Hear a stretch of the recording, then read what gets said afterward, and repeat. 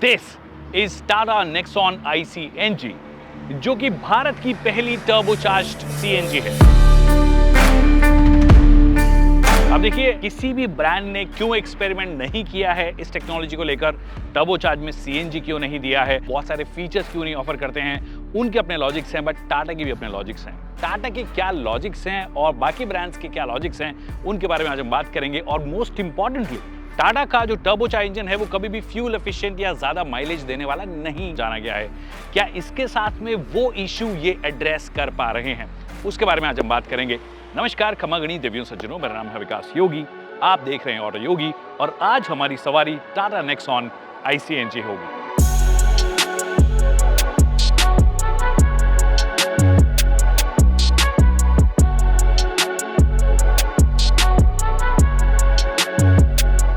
अब देखिए, ऑब्जेक्टिव ये है कि इसका रेंज टेस्ट करें और जाने की भी है क्या रियल वर्ल्ड में ये फ्यूल एफिशिएंसी देती है, बट बाकी चीज़ें भी एड्रेस करना जरूरी है। सबसे पहले जो सवाल मैंने शुरुआत की थी अपने इंट्रोडक्शन में कि क्यों बाकी ब्रांड्स टर्बोचार्ज के साथ में नहीं गए हैं जब CNG की बात होती है, क्यों वो नेचुरली एस्पिरेटेड ही ऑफर कर रहे हैं। हाँ ठीक है, मारुति सुजुकी का समझ में आता है, उनका टर्बोचार्ज इंजन के नाम पर इकलौता एक लीटर का टर्बोचार्ज इंजन है, बूस्टर जेट उसको बोलते हैं शायद से, उसके साथ में उन्होंने कुछ एक्सपेरिमेंट नहीं किया है।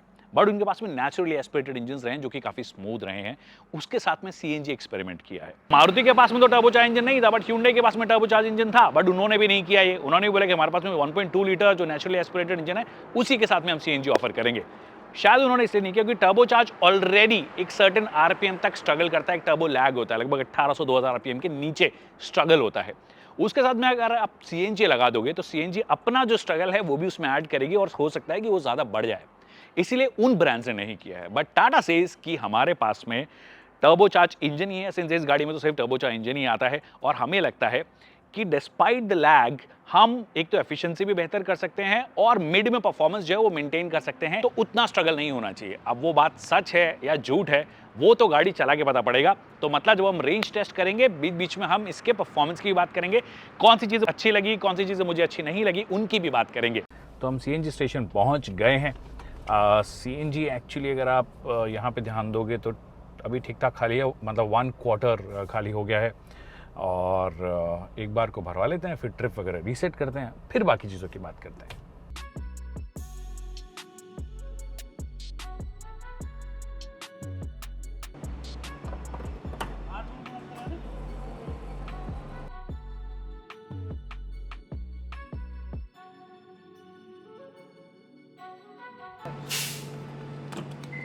टोटल 2.7 kg हो रहा है। प्रेशर है ना वो 220 बार का है, तो it's not bad to be honest. तो जनरली कितना रहता है आपके यहाँ पे? 230 या 40 लास्ट रहता है। 230-40 रहता है, अभी 220 के आसपास। फुल टैंक हो गया CNG का। मैं कुछ चीज़ें रीसेट कर लेता हूँ। लेट्स सी, ये ट्रिप है फ्यूल वाली, मतलब जो पेट्रोल वाली है, ये CNG की ट्रिप है, इसको रीसेट कर लेते हैं। ओके दबाया मैंने and reset. Now we're good to go. Odo is 1093 kilometers. So let's go.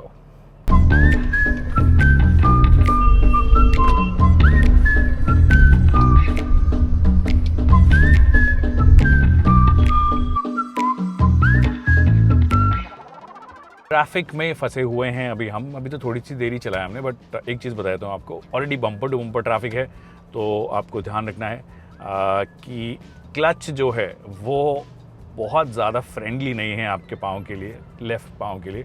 एक तो क्या है, क्लच का ट्रैवल थोड़ा सा बड़ा है, अभी मैं दिखाता हूँ, ये क्लच का ट्रैवल है, इट्स प्रीटी लॉन्ग, ठीक है, बहुत है। दूसरा, जो बाइट पॉइंट है वहाँ पे आते आते ना काफ़ी भारी ये ऑटोमेटिकली हो जाता है, तो उस वक्त आपको ध्यान रखना है। तो अगर आप अपनी पाँव की एक्सरसाइज नहीं कर रहे हो तो कर लीजिए, वरना एक पाँव की तो ये कर देगा, फिर दूसरा आपका एकदम ना टोन नहीं हो पाएगा। क्लच ट्रैवल प्लस भारी जो वेट है इसके अंदर, वो आपको डेफिनेटली फील होने वाला है, specially bumper to bumper traffic में। अब only driven for about 2-3 kilometres traffic में, बट ऑलरेडी पाँव दर्द करने लग गया।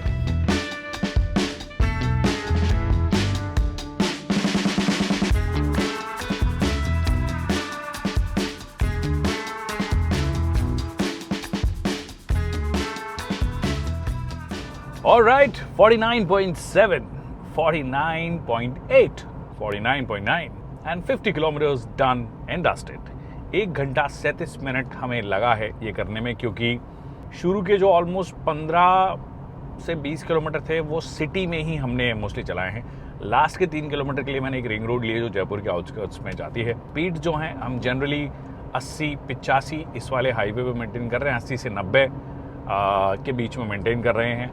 ऐसे technically you could also increase it, but क्योंकि हमने शहर में काफ़ी चलाया तो मुझे लगा थोड़ा कॉम्पनसेट करने के लिए थोड़ा 80 के आसपास वाली स्पीड्स करते हैं, जो कि अभी हम करने की कोशिश कर रहे हैं, मतलब उतना ही चला रहे हैं। ऑडो की रीडिंग 1144 और वैसे भी डिस्टेंस ऑलरेडी CNG ट्रिप का ऑलरेडी आ ही गया है, तो 51 किलोमीटर के आसपास चल लिया है। CNG का जो टैंक है उसका आधा वाला जो कांटा है उससे थोड़ा पहले है, मतलब हाफ टैंक की तरफ बढ़ रहा है। बाकी जब करीब 100 किलोमीटर के आसपास कर लेंगे या जितना भी हमारे से हो पाया, जितना भी लिमिटेड टाइम है, उसमें चेक कर लेंगे कि भैया कितना इसने फ्यूल पिया है। पर अब बाकी चीज़ों की बात कर लेते हैं कि क्या क्या चीज़ें मुझे सही लगी, क्या नहीं लगी। अब देखिए, इंजन जो है वो एग्जैक्टली 1.2 लीटर का टर्बो चार्ज्ड जो पेट्रोल इंजन का आता है वही सेम है, विच इज़ गुड। बट इसका मतलब ये भी हो सकता है कि टाटा, डिस्पाइट द फैक्ट कि इन्होंने पहले ट्राई किया था कि हम कम पावर देकर अच्छी एफिशिएंसी ऑफर करेंगे, उसमें ये समहाउ थोड़े सक्सेसफुल नहीं रहे हैं। मतलब अभी भी अगर आप मारुति और ह्यूंडई को उठा के देखोगे, जो CNG ऑफर करती है सबसे ज़्यादा मार्केट शेयर इन्हीं दो कंपनीज़ का है, तो इनकी फ्यूल एफिशिएंसी कंपैरेटिवली बेटर रहती है हमेशा compare to Tata. But anyway, एक और चैलेंज जो हमने देखा है, जो जनरली CNG व्हीकल्स जो मारुति ह्यूंडईज़ के हैं उनके अंदर हमने देखा है कि वो नेचुरली एस्पिरेटेड इंजन्स ऑफर करते हैं। अब नेचुरली एस्पिरेटेड इंजन्स में एक जो खास बात होती है वो ये होती है कि उनके अंदर कोई लैग नहीं होता है। नेचुरली एस्पिरेटेड है, that means it is better suited to a CNG technology. मैं बाहर की तो बात ही नहीं कर रहा कि बाहर से फिट कर रहा हूँ, बट कंपनी फिटेड जितने भी हमने CNG देखे हैं उनके अंदर naturally aspirated works really well और प्रूवन है, मतलब सालों से चलते आ रहे हैं। बट टर्बो चार्ज के साथ में जनरली लोग करते नहीं हैं, but Tata decided to do it. तो CNG पे आते ही मतलब इतना स्मूथ स्विच हो रहा है कि आपको पता ही नहीं पड़ता कि कब CNG और कब पेट्रोल है।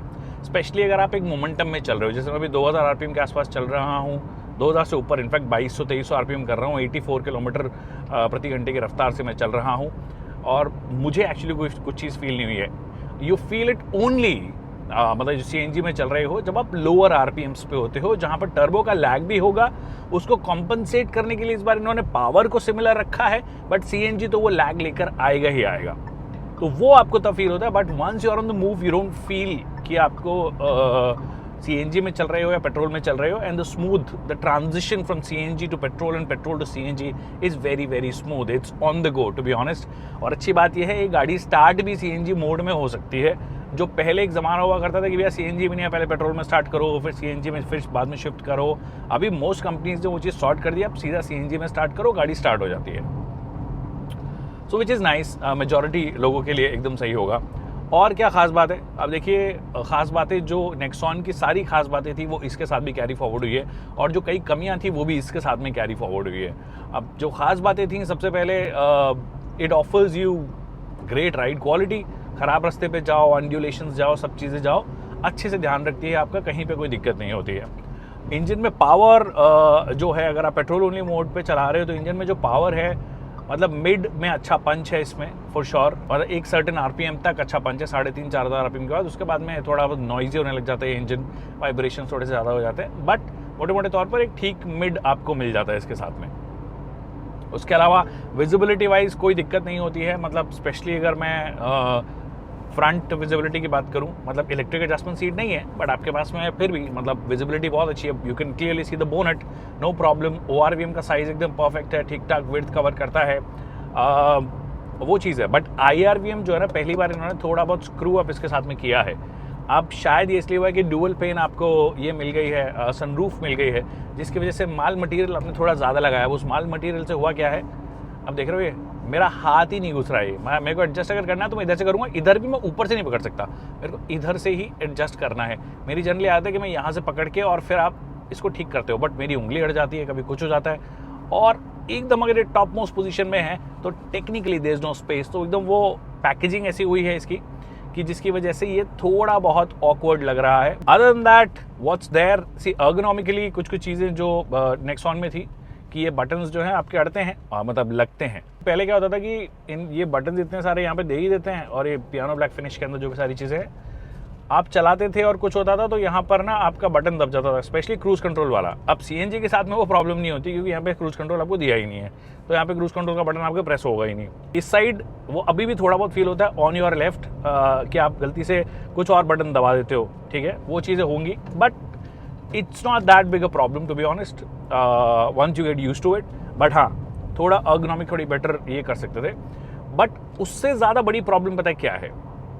जैसे आपका ये जो आप, क्योंकि like I have Tatas in my family, so I have driven Tatas, तो मुझे ये पता है कि ये जो इनका इंडिकेटर वाला लेवर जो है काफ़ी ऑकवर्ड है। जैसे आप कोरियन, जापानीज़, किसी भी ब्रांड से आते हो, जर्मन से आते हो, तो आपको लगेगा ये तो थोड़ा कुछ ज़्यादा ही दूर हो गया है, तो वो एक चीज़ है।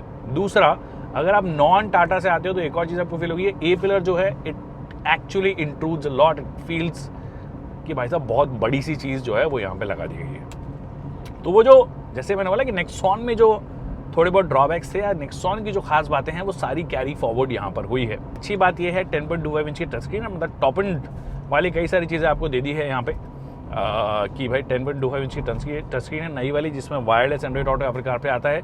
इसमें कभी कभी अटकूपना होता है। एक चीज़ जो मैं शायद पहले भी बोल चुका कि अगर आपने मैप लगा रखा है, फॉर एग्जाम्पल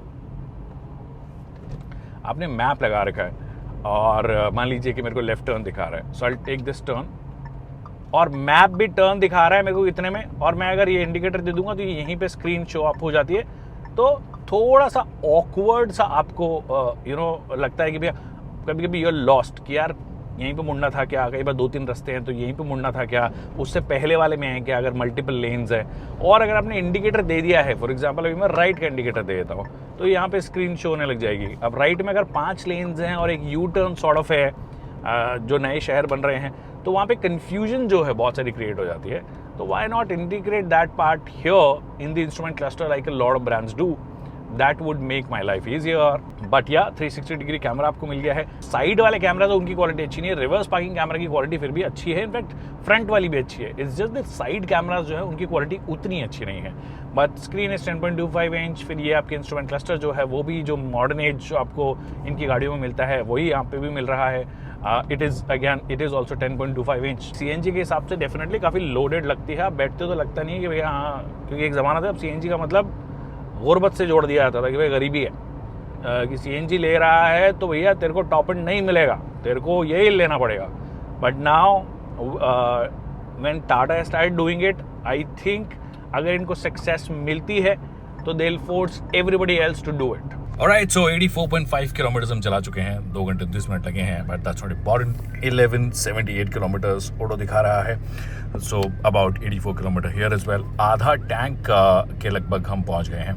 अब देखते हैं 84.5 किलोमीटर करने में हमें कितना केजी आपका CNG लगा है, उसके बाद में बाकी चीज़ें करेंगे।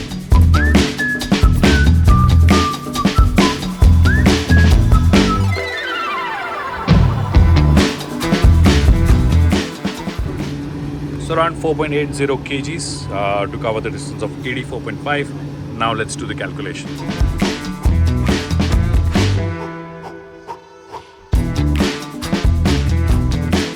Alright, तो अब आखिरी बात कर लेते हैं कि भैया डुअल सिलेंडर टेक्नोलॉजी ये बोलते हैं, वैसे it's not a technology, it's an adjustment, कि आप 2 CNG सिलेंडर जो हैं आप लगा देते हो, उनको आपने इक्वली डिवाइड किया है। दोनों की कैपेसिटी लगभग 9 किलो के आसपास मैक्सिमम आपको मिलती है, मतलब 9 किलो आप इसे भरा सकते हो हाई प्रेशर पंप से।